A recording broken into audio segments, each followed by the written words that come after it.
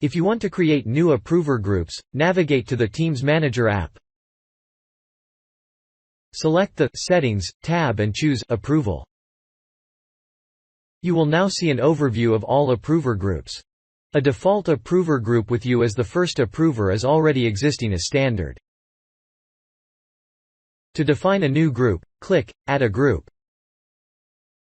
Give your new approver group a name that you can easily recognize as well as a description.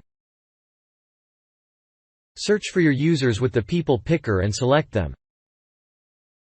Once you have selected your users, click on Add an Approver to add the users to the approver group. Select Create to finalize your new approver group.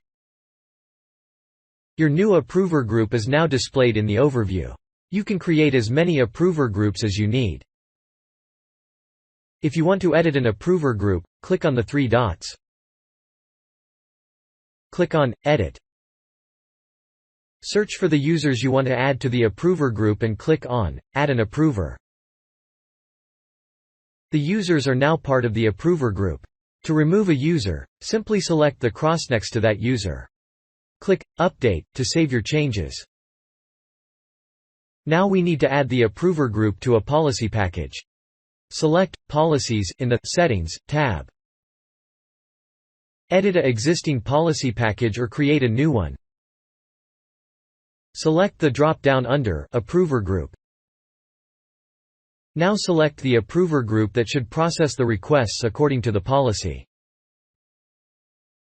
Create or update your policy package. New requests using this policy are now only sent to the defined approver group. Do not forget to create a policy execution so that Teams Manager knows when to apply the policy. You can also deactivate the approval process via the policy package, so that you can create teams from certain templates without a request.